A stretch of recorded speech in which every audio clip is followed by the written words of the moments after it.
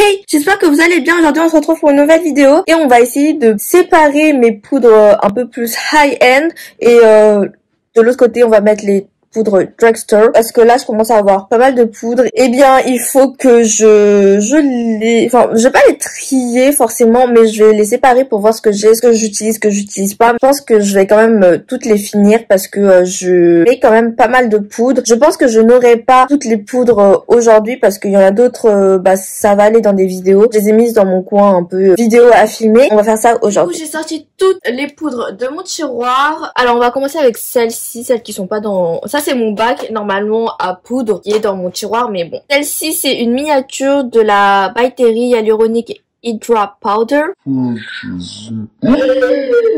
Catastrophe, j'avais oublié qu'elle était ouverte. Oh non! Leçon à retenir, ne jamais ouvrir une poudre comme ça. Elle faisait 1,3 g, du coup maintenant il y aura beaucoup moins. Aspirateur passé. Celle-ci du coup je la garde pour les petits voyages ou autres. Comme ça c'est pratique, c'est petit et ça prend pas trop de place. Secret Brightening Powder for Under Eyes de chez Laura Mercier. Je crois que celle-ci je ne l'ai encore jamais utilisée. Attendez. Ah si, je l'ai déjà utilisée, faut croire. C'est une poudre très fine comme ça, blanche. Celle-ci aussi je vais la garder. En plus elle coûte une blinde. Celle-ci elle fait 1 gramme.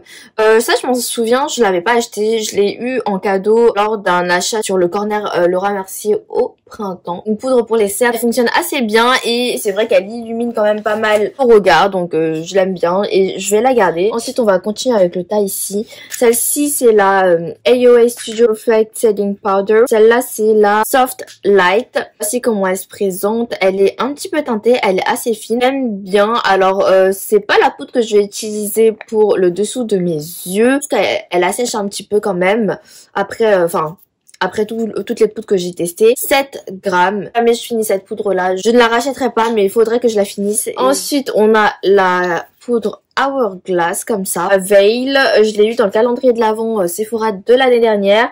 Elle fait 2 grammes et celle-ci elle est vraiment super bien. Elle fixe bien le teint, elle est un tout petit peu colorée aussi et elle est super fine. Elle donne quand même un peu d'éclat à la peau je trouve. Si vous l'avez jamais testée, elle est vraiment cool. On a la Peach Perfect de chez Too Faced. Pareil, je l'ai eu dans un calendrier de l'Avent, je ne saurais plus lequel l'année dernière. Elle fait 3,5 grammes. Celle-ci par contre, je ne l'ai pas encore testée comme vous le voyez. Elle sent bon la pêche. C'est une pêche chimique mais elle sent bon la pêche. Un tout petit peu teintée aussi, mais teintée version rose cette fois-ci. C'est pas teinté beige, c'est teinté rose. Je sais pas si vous allez voir. Hop. Elle est un petit peu rose. Elle matifie vraiment super bien le teint. Si vous avez beaucoup de sébum ou quoi, celle-ci, elle matifie vraiment super bien. Je crois qu'elle a été discontinuée. Là, c'est dans la teinte Translucent Peach Whisper. 3,5 grammes. Format voyage. Ah, ça, c'était un contenant de chez Yves Rocher. La poudre, du coup, à l'intérieur, c'est la poudre de chez Makeup Forever, la Ultra HD, que j'avais transversée dans ce contenant-là. Là, c'est plus facile pour prélever de la poudre. Ici, je l'aime bien et comme vous le voyez, il en reste plus énormément, donc faudrait que je la termine. J'avais le petit format et ça c'est un backup de chez By Terry, c'est la Hyaluronic Hydra Powder dans la teinte sans fer. Le backup, j'aime beaucoup cette poudre. Elle est infusée de soins d'acide hyaluronique, elle n'assèche pas la peau, elle se fond vraiment bien à la peau. Celle-ci elle fait 10 grammes, on me l'avait offerte, j'en avais acheté une, donc voilà. On va continuer avec celle de By Terry. Je vais vous montrer celle que j'ai ouverte et que je n'ai pas terminée. Hop. La voici, elle est teintée en jaune. Je peux pas trop l'utiliser en dessous de mes yeux parce que ça fonce énormément anti-cerne. Mais elle est super bien pour fixer le visage. Celle de chez Anastasia, Beverly Hills, la Translucent, 25 grammes. Elle est énorme. Je ne l'ai encore jamais testée donc je pourrais pas vous dire. On me l'avait offerte l'année dernière. Je ne l'ai toujours pas testée parce que j'ai trop de poudre ouverte. Donc à tester celle-ci du coup. J'ai ces poudres là de chez AOA Studio, la Ivory et la porcelaine, c'est mes poudres du moment. La porcelaine je l'utilise pour poudrer mon anti-cerne et comme vous voyez elle est bien creusée. Ivory. Je l'utilise pour poudrer mon teint. J'aime bien parce que elles sont colorées et elles ont un bon pigment coloré. Je mets ces poudres là, ça apporte un peu de couvrance.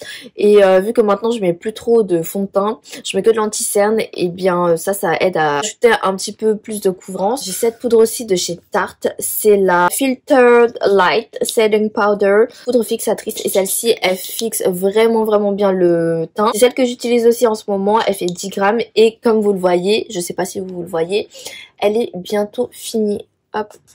Enfin, on voit pas bien parce que c'est un peu genre trempé, mais il reste vraiment quasiment presque plus de poudre. Vous voyez, même là, il y en a plus énormément. Je me donne l'objectif de la terminer. Ça va être ma première poudre libre de terminer depuis X temps. De chez Coty Airspun Loose Face Powder. Puis 65 grammes, c'est un truc de malade. Je la déteste, du coup je vais la jeter maintenant. Elle est horrible cette puff. Elle est vraiment très cheap. Cette poudre, elle coûte vraiment pas cher. Elle fonctionne super bien. C'est un dupe de la Laura Mercier pour moi. Par contre, l'odeur, c'est une odeur tellement forte. Ça sent un peu, je suis désolée de dire ça, mais la grand-mère. J'arrive pas à faire sortir énormément de poudre. Au niveau packaging, cette poudre, rien ne va. La qualité de la poudre, elle est ouf. Et c'est une couleur un peu beige. J'aime pas trop le packaging. À la limite, si je termine une poudre, j'en transvaserai dans un autre contenant. Ce contenant-là, il est nul. Mais la poudre, elle est tellement bien. Tarte, c'est la Smooth Operator dans la teinte fer. Celle-ci, elle est vraiment super bien. J'ai continué à l'utiliser un petit peu. Elle est super bien pour fixer. Elle ajoute un tout petit peu de couvrance, mais vraiment un chouïa. Elle contrôle pas aussi bien que ça l'excès de sébum, mais elle est bien. Celle-ci, elle est super bien. Contrôler l'excès de sébum et aussi pour fixer le teint. Essence All About Matte Fixing Compact Powder qui fait 8 grammes. Celle-ci, je l'aime trop. Elle est blanche classique et comme vous voyez, elle est un petit peu creusée. Je suis trop fière de moi. Ici de chez Becca, Hydra Mist Becca Powder. Je l'ai mis quand même super bien. Elle était hyper fine et tout. Au niveau du packaging, par contre, celle-ci, elle a tout bon. Je pense que le jour où je finirai cette poudre là, je transvaserai la Coty Airspun là-dedans parce que niveau packaging, c'est incroyable. Au début, quand on venait de la voir, elle était un peu fraîche sur la peau.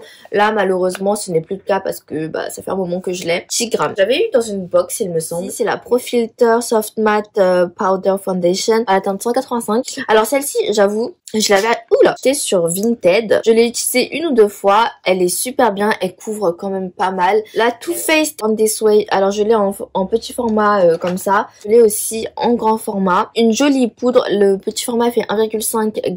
Le grand, il fait 17 grammes. C'est pas ma préférée. Fixe bien le teint. J'aime pas trop le packaging parce que là, du coup, la poudre, on peut pas trop en faire sortir. Ensuite, on a la Laura Mercier Loose Setting Powder 29 grammes. Elle est un petit peu teintée aussi. Elle est vraiment bien pour fixer le teint. Elle donne un joli rendu à la peau. La Fenty dans la teinte Lavender 28 grammes. Celle-ci, je l'adore. C'est le concealer et le packaging Fenty, il est vraiment bien. J'aime trop. J'adore l'odeur. La teinte Lavender, elle est très bien pour fixer le contour des yeux. J'aimerais bien avoir la teinte Butter pour le teint. J'attends de finir plusieurs poudres avant d'en acheter d'autres parce que là, ce n'est plus possible. La It Cosmetics, c'est la Bye Bye Pores dans la teinte Translucent. Là, c'est un petit format, je crois. 6,8 grammes. J'ai déjà testé. Elle est super bien pour flouter les pores, fixer le teint et elle contrôle un petit peu l'excès de sébum. Elle est un petit peu teintée. Celle-ci, elle est super bien aussi pour contrôler l'excès de sébum. Essence Stay All Day Translucent Fixing Powder. Par contre, elle a un flashback.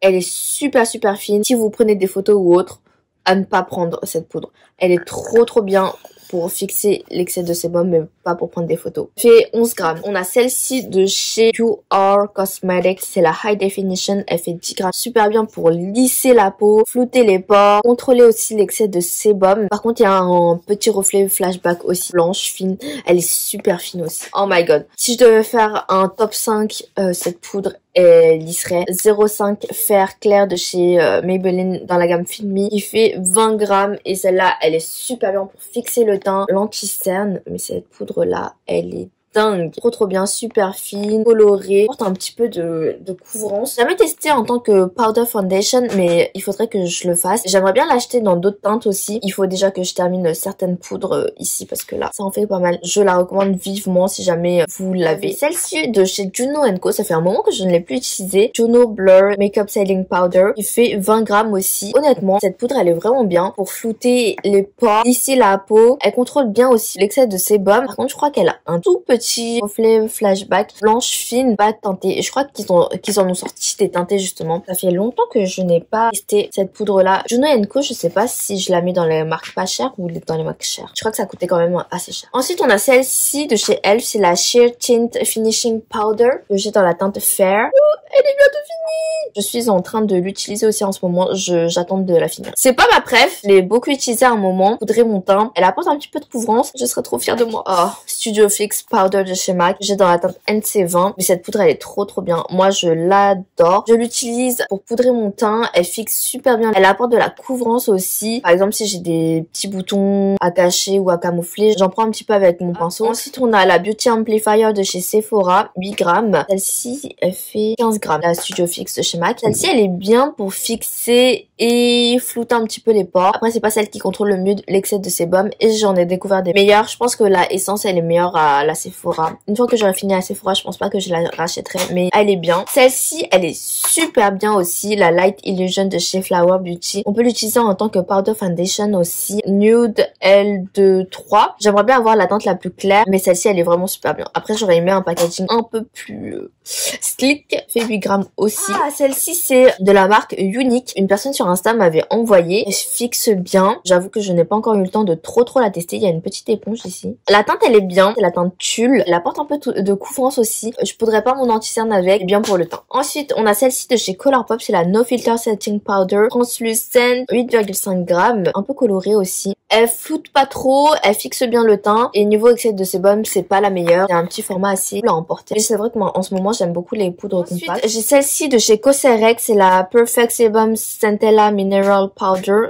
qui fait 5 grammes. Je crois que c'est fait pour les peaux à problème. Elle floute super bien la peau aussi. Elle matifie aussi super bien. Franchement, c'est une bonne poudre, vraiment petite pour le coup. La Innisfree No Sebum Mineral Powder. Celle-ci aussi, elle floute super bien. Pour l'excès de sébum, c'est pas la meilleure, mais elle fonctionne quand même pas mal. Je l'ai utilisée pendant l'été et elle est cool. Celle-ci de chez L'Oréal, la Infaillible Magic Loose Powder qui fait 6 grammes. Alors là, je comprends pas. Regardez le packaging de celle-ci pour 6 grammes et le packaging de celle-ci pour 5 grammes. Il y a quand même un monde. Moi, je pensais qu'il y avait au moins 10 grammes là-dedans, mais non. Elle est marrante parce qu'elle est bleutée. Elle floute super bien les pores. Bien sûr, quand vous l'appliquez, elle est transparente. Alors, elle donne un peu d'éclat du coup. Elle matifie quand même pas mal la peau. Donc voilà, une bonne poudre. Ensuite, on a celle-ci de chez Cialis Everyday Vacay Coconut Setting Powder qui fait 15 grammes. Je trouve qu'elle floute vraiment bien les pores. Elle est quand même assez fine et elle sent un petit peu la coco. Je pense que pour l'instant, c'est pas ma préférée. Celle-ci, la Wet n Wild Photo Focus Pressed Powder Warm Light. En fait, j'arrive pas à comprendre cette poudre. J'arrive pas à l'utiliser. Pourtant, là, quand je le mets, il y a de la couleur, mais quand j'essaie de prélever au pinceau, j'ai l'impression qu'il y a rien qui se prélève sur mon pinceau. Il y a beaucoup de personnes qui l'adorent, mais moi, j'arrive pas à l'utiliser. Je sais pas si c'est moi le problème, si c'est mes pinceaux le problème. J'arrive pas à en prélever. J'ai même raclé le haut parce qu'à un moment, ça s'était glacé. Celle-ci, je crois que je ne l'ai encore jamais utilisée. C'est celle de chez Primark parce que j'attends toujours de faire la vidéo Primark, mais je suis une flemmarde, donc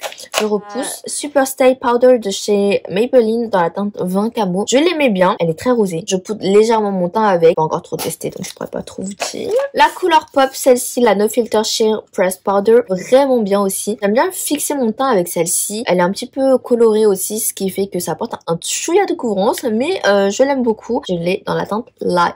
Pour finir, j'ai la Matte & Poreless de chez Maybelline dans la gamme Fit Me encore. Je l'ai dans la teinte 105 Natural Ivory. Après, bien sûr, comme toutes les poudres, moi j'aurais aimé qu'il y ait juste la poudre et pas d'éponge, pas de miroir, enfin un truc vraiment fin, poudre. Vraiment, celle-ci, elle est bien. Elle matifie pas trop, mais elle lisse un petit peu la peau. Elle apporte un peu de couvrance, donc like it. Du coup, j'espère que cette petite vidéo vous aura plu. Ça, c'est mes poudres pas trop chères et ça, c'est mes poudres chères. J'ai d'autres poudres qui sont prévues pour d'autres vidéos. Donc, voilà.